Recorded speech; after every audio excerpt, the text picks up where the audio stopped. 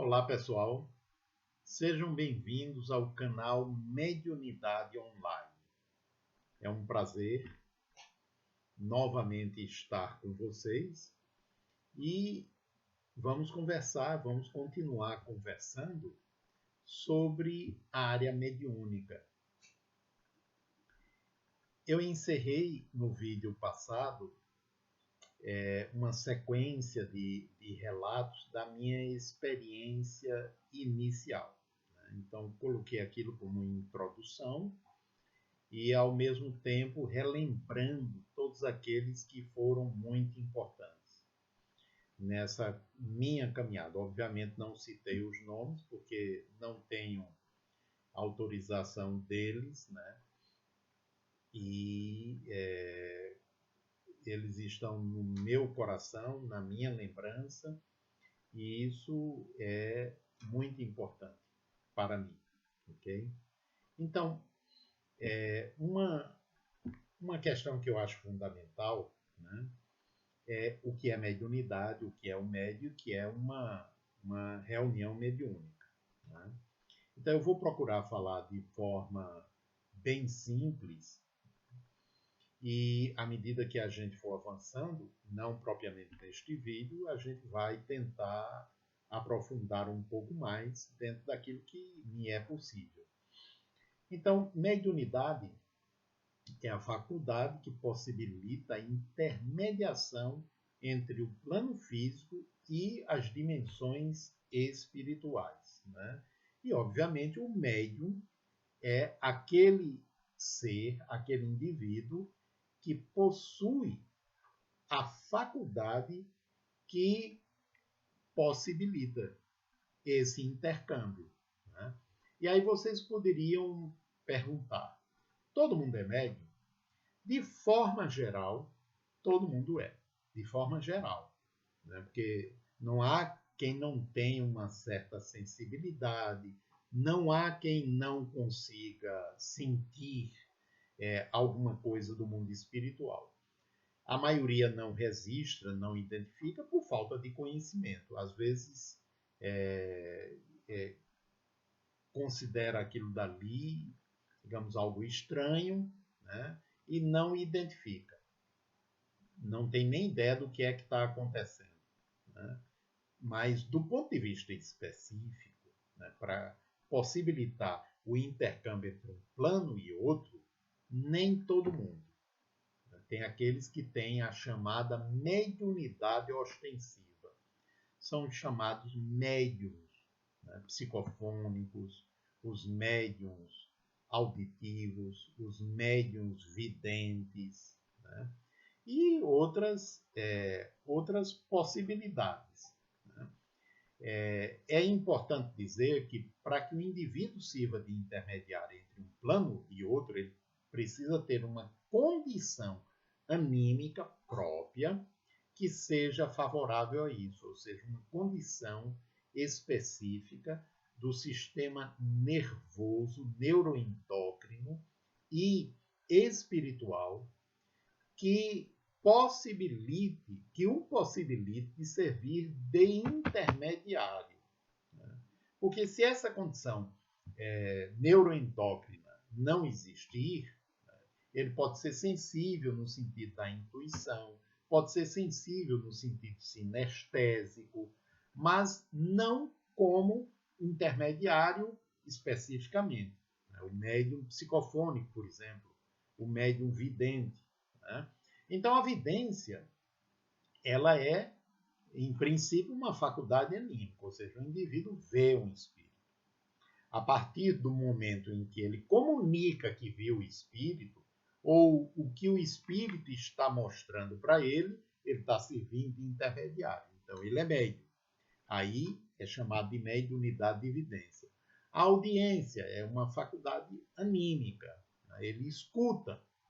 Mas se ele comunica para alguém, ele está servindo de intermediário, porque é isso que o nome médium significa.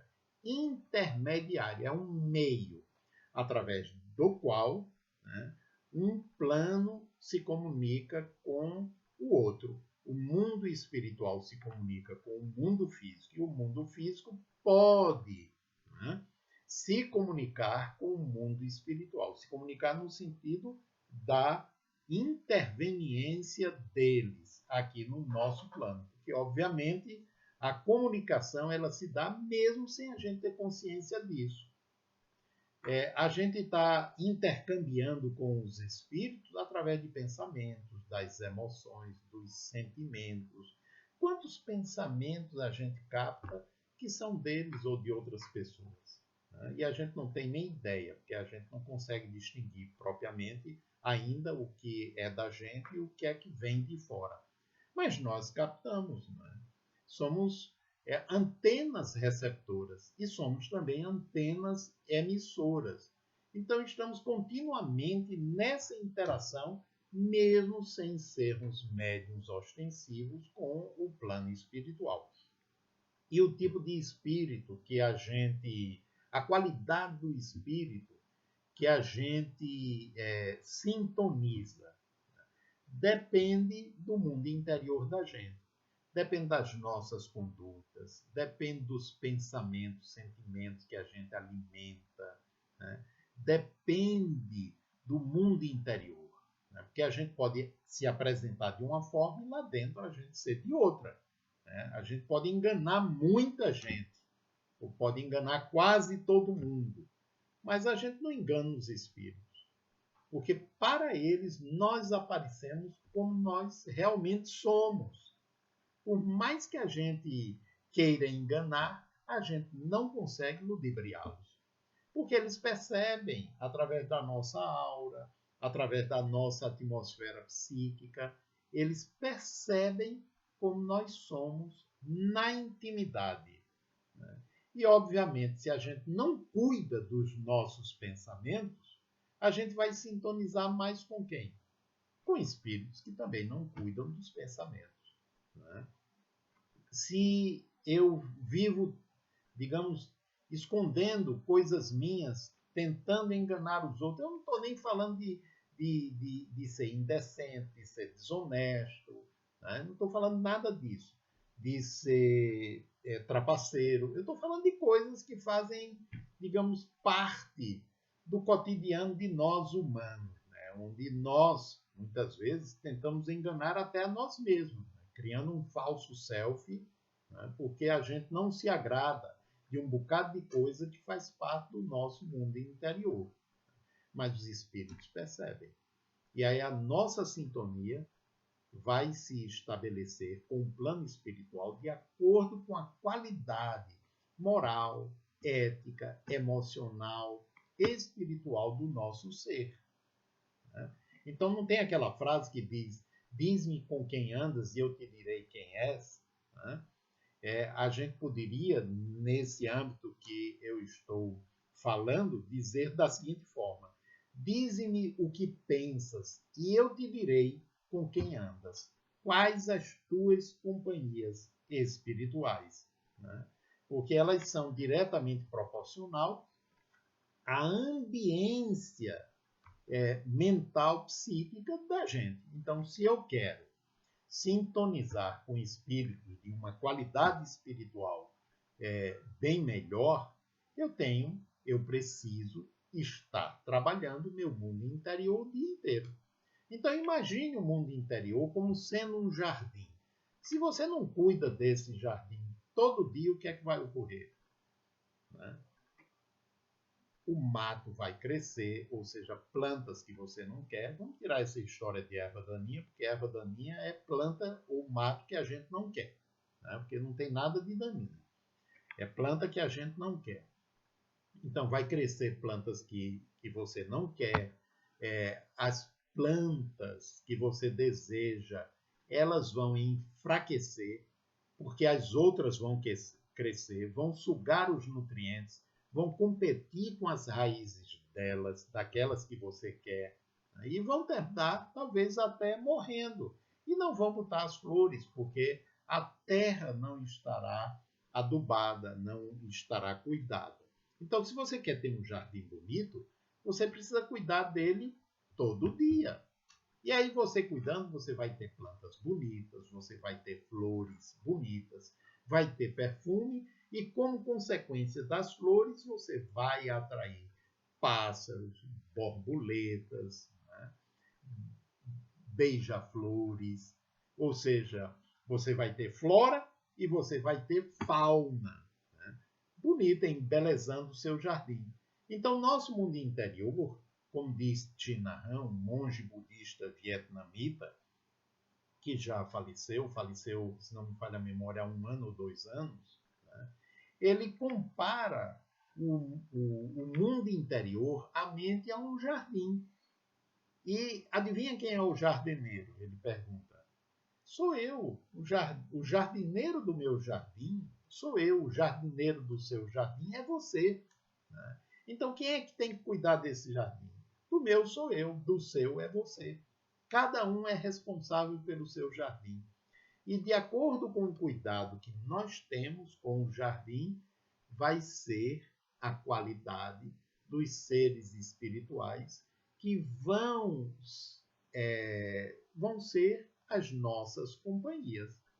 Então, se eu sou um indivíduo debochado, eu sou um indivíduo que não respeita o próximo, não precisa nem estar fazendo mal, no sentido de respeitar, que zomba do próximo, etc., né? Então, a companhia espiritual vai ser de espíritos semelhantes. E espíritos dessa ordem, obviamente, eles não estão preocupados com autoaprimoramento, com crescimento interior. Eles querem se divertir, são espíritos zombeteiros, né? E tanto podem zombar de mim, né, como através de mim, me inspirando, zombar dos outros também. Então, se na vida eu quero ter bons amigos, eu vou precisar me permitir conhecer pessoas, conviver com elas, para conhecê-las e ir selecionando-as. Do ponto de vista espiritual, se eu quero ter amigos espirituais, né, de boa estirpe espiritual, eu vou precisar estar cuidando do meu mundo interior, do meu psiquismo, né, dos meus pensamentos, da minha conduta, todos os dias. Eu vou precisar educar minha mente, né? Porque à medida que eu for fazer, porque isso não é um trabalho para pouco tempo, isso é trabalho para uma vida. Você não acaba, chega num momento que você diz, pronto, eduquei minha mente. Hoje eu já conquistei o meu aperfeiçoamento. De jeito nenhum. À medida que você vai se trabalhando, você vai descobrindo que precisa continuar esse trabalho consigo mesmo, né? Porque quanto mais você se conhece, mais você vai percebendo que tem o que conhecer. E aí está dentro daquilo que o filósofo antigo disse: quanto mais eu aprendo, né, menos eu sei, né? Porque eu preciso conhecer ainda mais. A frase não é bem assim, mas é mais ou menos isso daí, né? Então, na área mediúnica não é diferente, né? É o cuidado consigo. Então, tem 2 pontos. Tem a equipe de encarnados e tem a equipe espiritual. E tem as companhias espirituais, né? Que a equipe espiritual pode ser uma e a companhia espiritual pode ser outra. Mas se eu estou me trabalhando, fica tudo mais ou menos no mesmo nível. Então, a participação numa atividade mediúnica, ela também ajuda, porque ela vai me lembrando, através daqueles que se comunicam, que eu preciso tomar cuidado comigo para não chegar lá na mesma condição daquele que se comunicou.